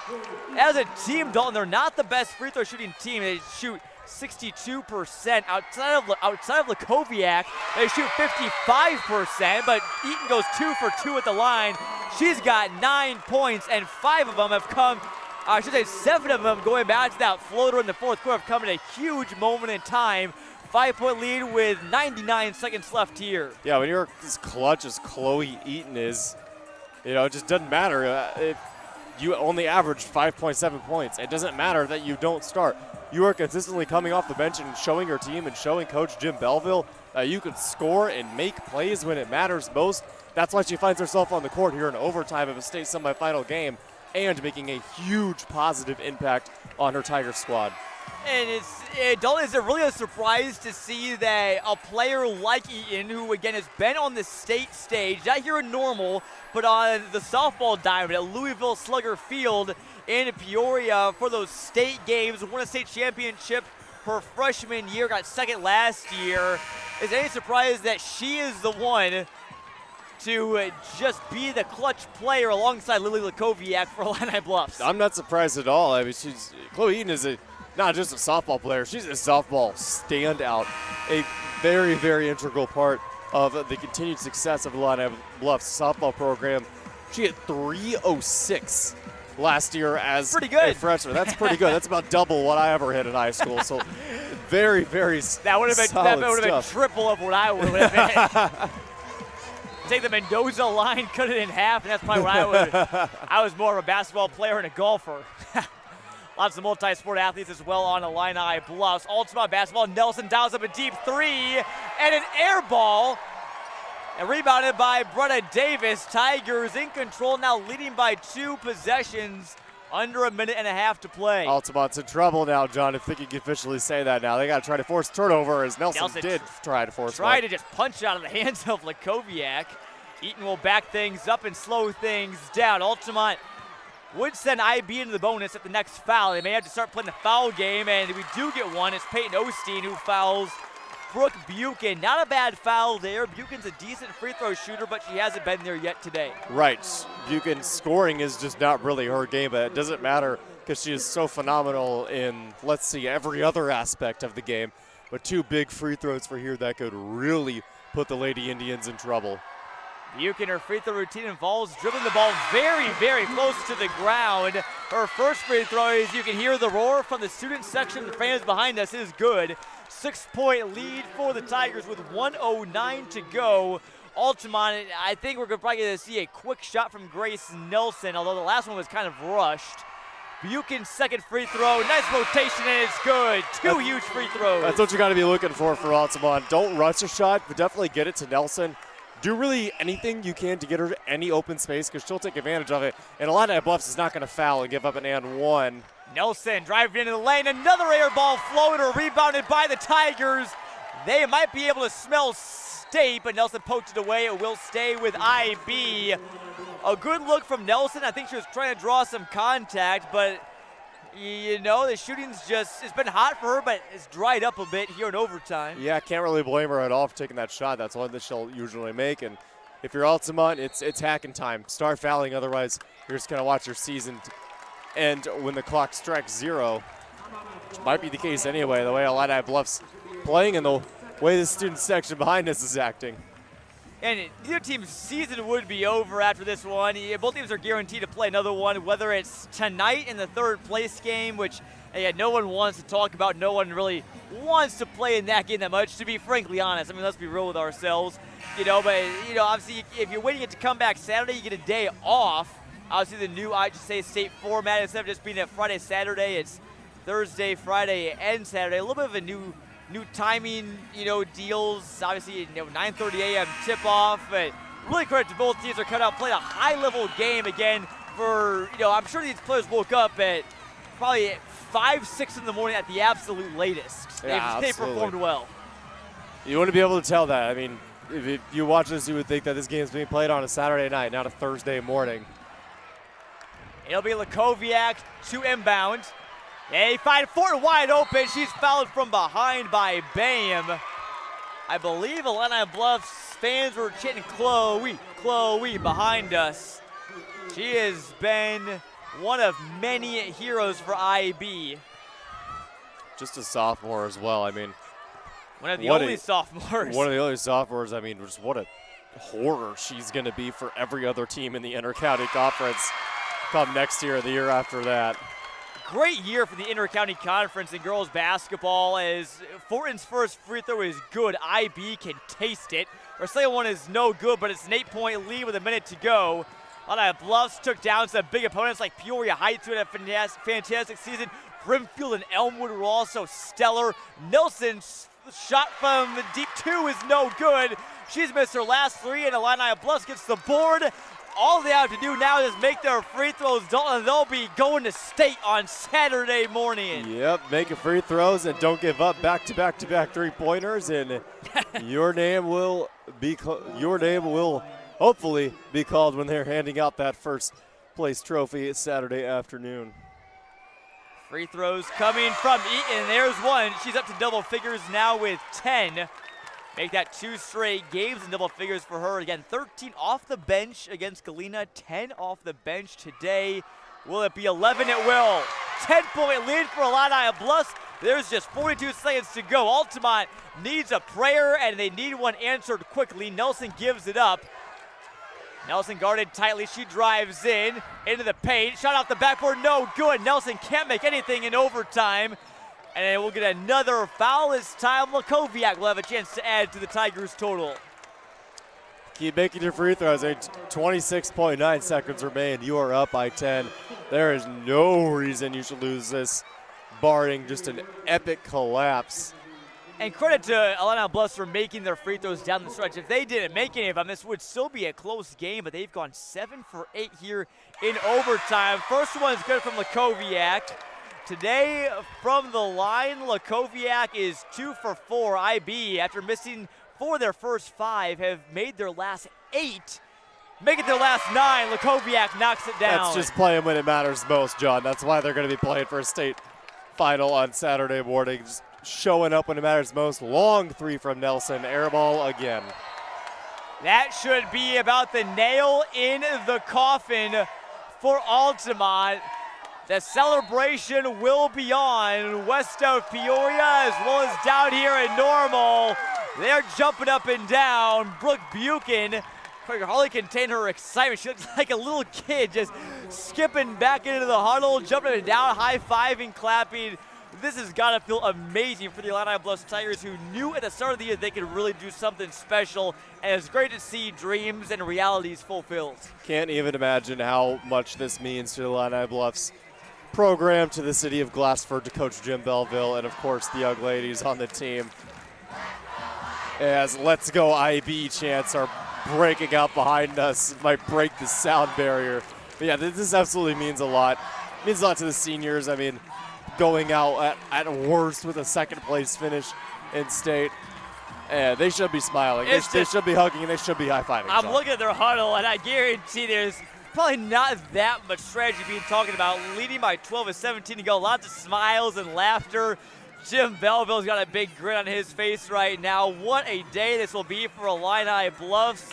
What a celebration it will be for them. And let's look at all these fans here for IB. So much orange and black. If made the trip to come down here. Lots of young fans in attendance as well. Maybe some grade schoolers even from IB. It looks like making the trip as well. They're having lots of fun.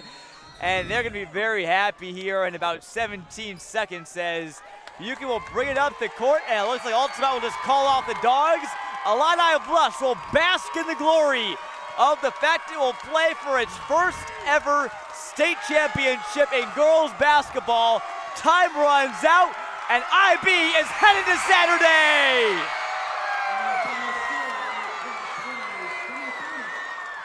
What a clutch effort from the Tigers. Down 6 in the fourth quarter.